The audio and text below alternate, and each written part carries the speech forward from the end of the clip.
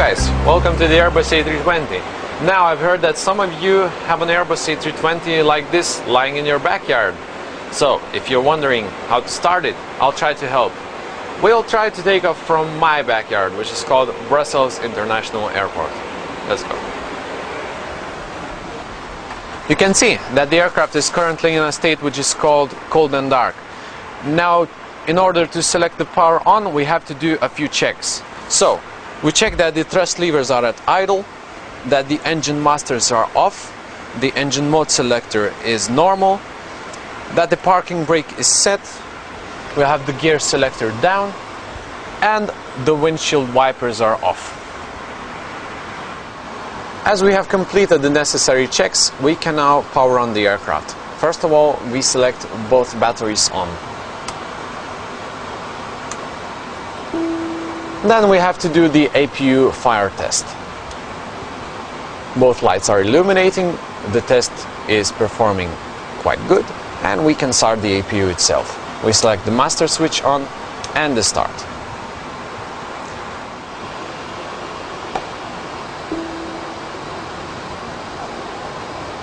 Okay, the APU start has been successful. We can now set up all the displays and lighting of the cockpit.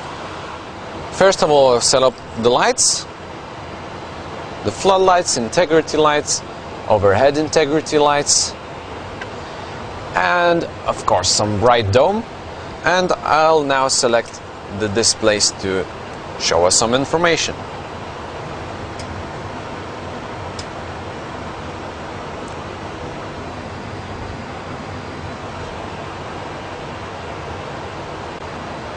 Now, as we have all the displays working and all the lights as well, we can start the overhead scan. The principle is from left to right and from down up, like this. The main purpose of this overhead scan is to test a few features, to enable a few, and to extinguish all the white lights. So we start with the crew supply light. No light, it's good. Now we test the recorder, the flight data recorder. We select ground control on and test it. We hear the beep, everything is alright. We have default, but it is absolutely acceptable because we are now on the ground. Emergency electric power, the panel is okay. Evacuation good. Flight control computers are good. Now we set up the ADRS, the inertial reference system, which tells the aircraft where it is currently located. We start by rotating the knobs one at a time to the nav position and waiting till the on-bat light extinguishes. It has done for the number 1. No light for number 3. And no light for number 2. We can continue with the overhead scan from the center. We select the seat belts on, the non-smoking to auto, the emergency exit lights to armed. We check that the landing elevation is in auto. We check the air conditioning panel. We select the APU bleed to supply us the air from the auxiliary power unit to cool or heat the cabin. As you can see, the lights on pack 1 and pack 2 have extinguished. This means that the packs are fully working and the air conditioning is working as well. Now continuing on the electric panel. We have 2 fault lights on generator 1 and generator 2. But that is perfectly normal because we have no engines running and nothing runs the generators as well. Now we'll test the battery to see if it is charging correctly. We shut down the batteries and we reselect them. Now we have finished with the electrics. We can extinguish the lights on fuel panel. To do that, we will just select all the pumps to automatic. Now the fuel panel is set. Hydraulic panel displays no lights. Now we have to do an engine fire test. To do this, I press the test button. We can see the 3 lights illuminating there. We look at the fire lights at engine master switches. Then we turn off the master warning and check the ECAM display for its checklist. And the test is complete. And the same happens with engine fire number 2.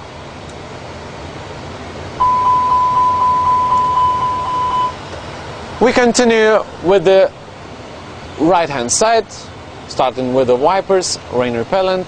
Everything looks clean and good here. Cargo smoke, cargo heat. Flight control computers are in a good working order. And we end up with the radios.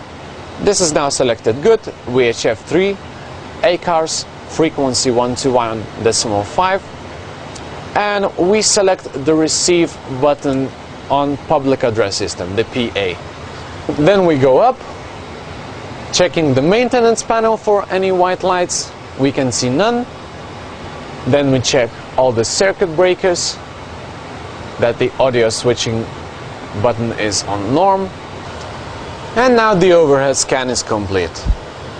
Now we'll be heading down to the center panel, where we'll check all the standby instruments. We'll pull this knob to make the artificial horizon work, and we'll check that the anti-skid and nose wheel steering button is on position. And now we'll be heading down from the center panel to the pedestal. Now we'll check the left-hand radio panel. It is set on VHF 1, frequencies are okay, and transmitting on interphone, receiving as well, and public address system. All the lights are okay.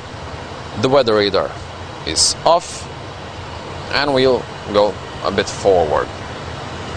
Now we'll check that all the switchings are in their normal positions,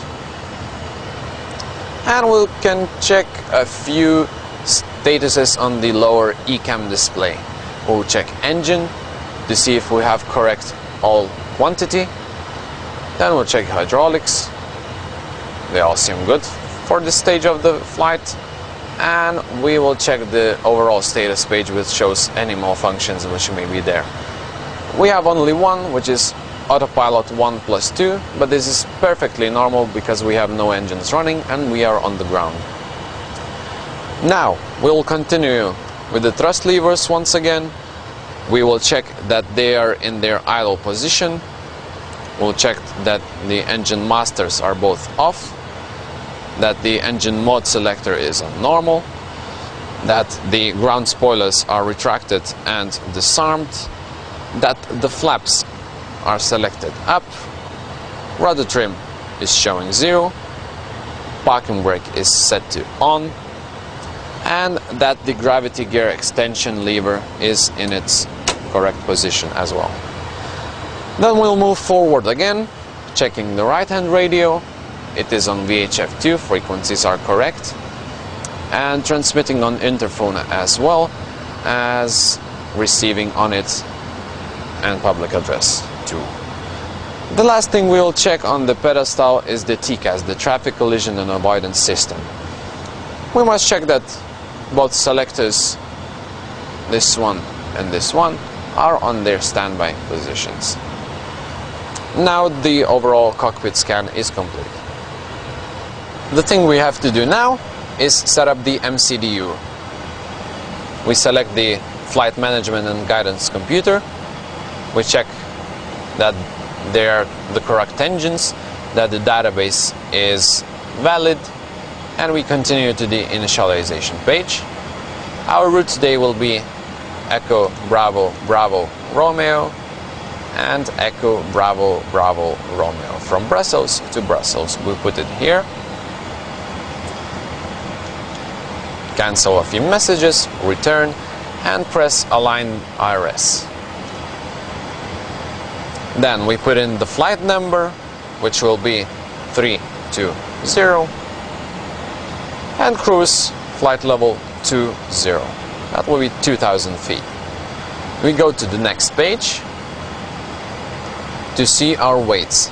Our current gross weight is 52.74 tons, and the zero fuel weight seems appropriate as well, as we have 8.6 tons of fuel on the aircraft. The last thing we check is the route itself. From Brussels, we have a few page updates. From Brussels, we depart via the runway 25 left, inserting, and arriving ILS runway 25 left. And now the very last thing that's remaining is the performance. We have to put in our predetermined values for V1, the decision speed, VR, the rotate speed, and V2, the safe climb speed. Today we'll use random values of 130, 130, and 140. Now we select that we'll be using flaps 1 with THS up 0. And the performance page is complete. The last thing we have to do is set up the FCU, the flight control unit. On the flight control unit, we check that the flight director is on, that we have a comfortable position for our navigation display, that the constraints are on, that we have the correct pressure of 1013. Then these are computed automatically. The next thing we do is select an initial climb altitude, which in this case is 4,000 feet. Then we do the same on the right. A comfortable position, constraints, correct QNH, the pressure, and flight director. Now we can already start the engines. To do that safely, I'll grab my checklist.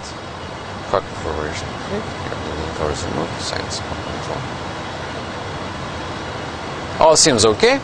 What I have to do now is to ask the air traffic control for the clearance. Brussels Speedbird 123 requests clearance to start the engines. Okay, thank you, Speedbird 123, cleared to start the engines. So now, the air traffic control has cleared me to start the engines, and I'll do that. I'll finish with the checklist. Select a beacon light on. Select the engine mode selector to ignition. And by flicking the master switch number 2 to on, I will start the auto start sequence.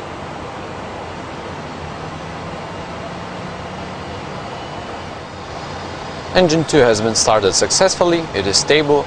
Time to start engine 1.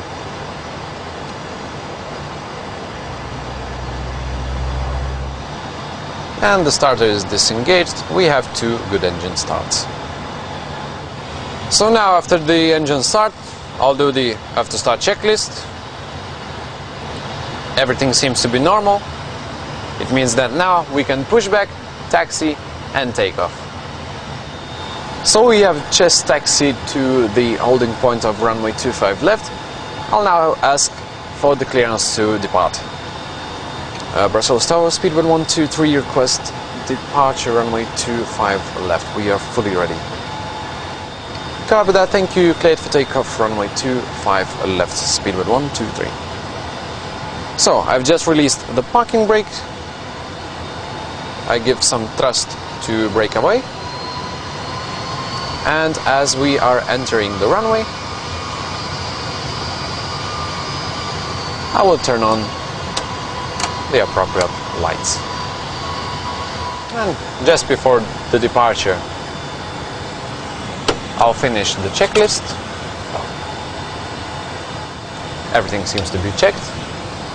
And here we go.